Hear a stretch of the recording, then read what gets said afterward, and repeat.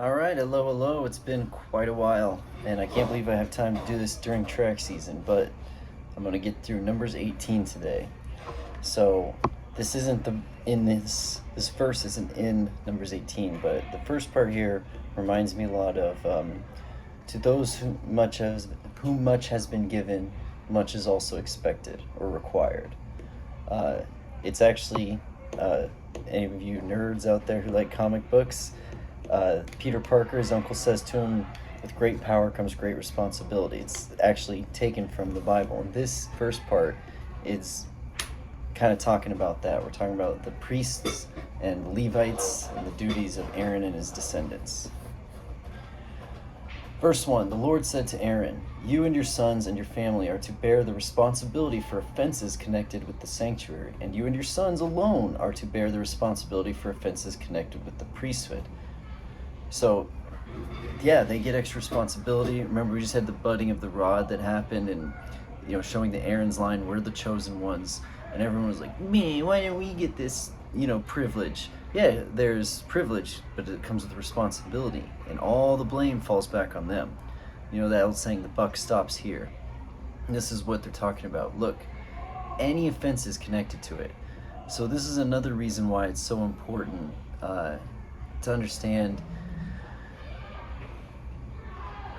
We have great responsibility put on us as Christians because we're supposed to be a light, a representative of the world. Now remember, this is the priesthood. They have like a super high standard. This is why they're held to all these higher standards, because they're representing God. But the people of Israel at the time, the covenant with Abraham, Isaac, and Jacob was that they would be priests unto the world. They themselves were held to a higher standard than just the regular people around them who didn't follow God. And we'll see it in Judges, where they fall away from it, and they pray for a savior or somebody to come help them out. God sends a judge, redeems them, they come back to worshiping God, and they fall away again. Because they're more accountable. They know. They have seen the miracles. They have heard the truth. Now it's on them to represent themselves well. Because if you're a priest to the world, you have to shine brightly and show people why you are so blessed. Because of the way you live, because you follow God's laws, and He's the true God. And when you follow the true God, you will be truly blessed. Anyway, bring your fellow Levites from your ancestral tribe to join you and assist you when you and your sons minister before the tent of the covenant law. So the cousins get to help out. They are to be responsible to you and are to perform all the duties of the tent, but they must not go near the furnishings of the sanctuary or the altar. All the noise is they're having like a free day study hall down in the gym. Otherwise, both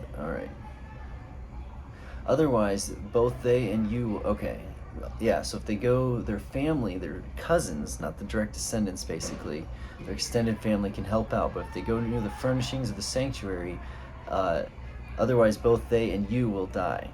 So be diligent with your work. In the Navy, I was an engineer, and we always had a saying, it's all these rules, so many rules you got to follow, but they're written in blood. Somebody's gotten hurt by not following them. And it's kind of the same thing. Like, it's great responsibility working on these multi-million-dollar pieces of equipment. Super, super big responsibility, because it's not only expensive equipment, but it's your health and the well-being of those around you, and the ship relies on it, which means everybody on the ship relies on it. Huge responsibility, huge consequences for not following the rules. Same thing goes here. Follow the rules. This is God's sanctuary. You have to represent God properly. You are to be responsible for the care of the sanctuary and the altar, so that my wrath will not fall on the Israelites again. I myself have selected your fellow Levites from among the Israelites as a gift to you, dedicated to the Lord, to do the work at the tent of meeting. The Levites are like the firstborn son that's dedicated to the Lord. But only you and your sons may serve as priests in connection with everything at the altar and inside the curtain. I am giving you the service of the priesthood as a gift. Anyone else who comes near the sanctuary is to be put to death. And we see this a lot. Like, we'll see it in Samuel. Eli, the high priest at the time, his sons are doing wickedness and corrupting the priesthood, taking advantage of people, and so God kills them. I mean, they end up dying. When they end up crying for a king, and Samuel gives them Saul, it's because Samuel's sons aren't doing a very good job either. Then the Lord said to Aaron, I myself have put you, you are to have the part of the most holy. Okay, never mind. Let me start that again. Then the Lord said to Aaron, I put you in charge of the offerings presented to me. All the holy offerings the Israelites give me, I give to you and your sons as your portion, your perpetual share. You are to have the part of the most holy offerings that is kept from the fire. From all the gifts they bring me as most holy offerings, whether grain or sin or guilt offerings, that part belongs to you and your sons. Eat it as something most holy. Every male shall eat it. You must regard it as holy. Remember, they don't get land. They are just the priesthood. So everyone, they're relying on the people to take care of them. What Eli's sons do in 1 Samuel is, instead of letting people make the best offerings to the Lord, the fire, and then the leftovers get given to the priests, Eli's sons are taking the best portions for themselves and then letting them offer the rest to the Lord, which is reverse. The best is supposed to go to the Lord. This is also yours. Whatever is set aside from the gifts of all the wave offerings of the Israelites, I give this to you and your sons and daughters as your perpetual share. Everyone in your household who is ceremonially clean may eat it. I give you all the finest olive oil and all the finest new wine and grain they give the Lord as the first fruits of their harvest. All the land's first fruits that they bring to the Lord will be yours. Everyone in your household who is ceremonially clean may eat. Everything in Israel that is devoted to the Lord is yours. The first offerings of every womb, both human and animal, that is offered to the Lord is yours. But you must redeem every firstborn son and every firstborn male of unclean animals. When they are a month old, you must redeem them at the redemption price set at 5 shekels of silver, according to the sanctuary shekel, which weighs 20 gerahs. So as you see, they're just making it very fair. You know, these people, their job is set aside to take care of the holy stuff, the offerings, basically to be the priests. I mean, that's what they are. And have all the duties that come along with that. So they get taken care of because they don't have time to, or the ability to, raise their own crops and their own livestock or anything like that. But they still have to be fair about it. But you must not redeem the firstborn of a cow, a sheep, or a goat. They are holy. Splash their blood against the altar and burn their fat as a food offering, an aroma pleasing to the Lord. Their meat is to be yours, just as the breast of the wave offering and the right thigh are yours. Whatever is set aside from the holy offerings the Israelites present to the Lord, I give to you and your sons and daughters as your perpetual share. It is an everlasting covenant of salt before the Lord for both you and your offering. See, you'll always have enough, but you'll never really be able to get wealthy or rich. And that's the problem. A lot of them end up wanting to be rich, they get greedy, they become corrupt. The Lord said to Aaron, you will have no inheritance in their land, nor will you have any share among them. I am your share and your inheritance among the Israelites. I give the Levites all the tithes in Israel as their inheritance in return for the work they do while serving in the tent of meeting. From now on, the Israelites must not go near the tent of meeting, or they will bear the consequences of their sin and will die. It is the Levites who are to do the work of the tent of meeting and bear the responsibility for any offenses they commit against it. This is a lasting ordinance for the generations to come. They will receive no inheritance among the Israelites. Instead, I give the Levites as their inheritance the tithes that the Israelites present as an offering to the Lord. That is why I said concerning them, they will have no inheritance among the Israelites. It's just like a book of law. It's like reading a handbook or a user's manual is what I feel like a lot of this stuff is. It's just the basic rules.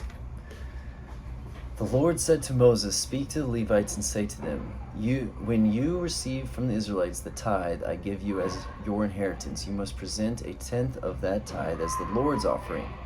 Your offering will be reckoned to you as grain from the threshing floor or juice from the winepress.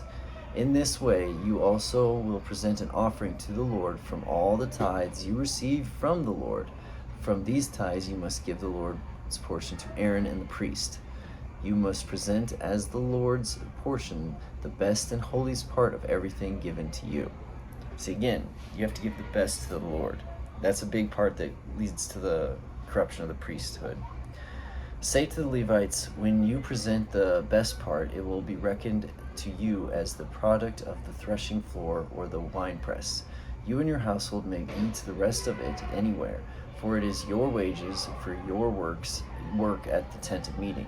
By presenting the best part of it, you will not be guilty in this matter. Then you will not defile the holy offerings of the Israelites, and you will not die.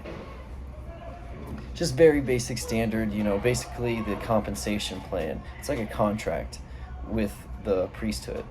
Okay, these are the rules, this is what you'll get, this is what you'll make, this is what you're able to do with what you make. Simple, straightforward kind of things. But I say this all the time in my real life and on this channel. This stuff is what so many people in modern times, in the last couple generations, ignore. Is, the details. Okay, hey, we need you to take care of our office downtown. Okay, great, we can take care of it. We can clean it up for you every day. But what are the details? Are we in charge of, taking out the trash? Where's the dumpster? Do you want it vacuumed? Do you want the floors waxed on a certain amount of time? Just all these little detail things that most people don't even think about. And it really lets things go downhill quickly if you don't iron out all the details ahead of time. And see, God tried to do that here, which is why it was so obvious when they would fall away from the Lord, because they had the rules written in detail for them already. Anyway, like I've said, Numbers isn't the most interesting book, but Big Bear always talks about how he likes the structure and order of Islam, and that's what I have come to appreciate out of these books in the early Bible. Genesis is a lot of history, Exodus is a lot of history, and then you get into Leviticus, Numbers, we get into Deuteronomy, and it's just a lot of the basic rules. And again, Big Bear says this too, if Christianity would just follow the rules, it'd be pretty much the same thing. We have the rules, they're laid out for us. The problem that I see is, so when Christ came, they had forgotten the purpose of the laws, the purpose of the rules, what they actually meant, what they stood for, what they were doing. Here it's the rule, all these rules are to protect the sanctity and the awe that people have towards God by keeping the priesthood and the sanctuary, and the tent of meeting, and all these God holy related things, keeping them holy, keeping them pure, so they can't be seen as corrupt by the people around them being corrupt themselves. So that was the big important part of these laws. It's not the law in of itself that's good, it's the purpose of the law. And that's what was forgotten when Christ had come around. That's what he had to remind the people. What is the purpose of the law? Like when he got in trouble for, picking some grain and eating it while he was walking on the Sabbath, like, oh, you're harvesting. It's like, that's not the purpose of that law. The purpose of that law was to make sure that you weren't going out and doing self-gain work when you should be dedicating time to the Lord, dedicating that day as rest, meditation, prayer, dedicating it to the Lord. There's nothing ungodly about just making sure you're just picking some grain and eating it while you're walking. Pretty sure he's walking away from church anyway. Anyway, anyone have a wonderful afternoon, evening, or good night. God bless.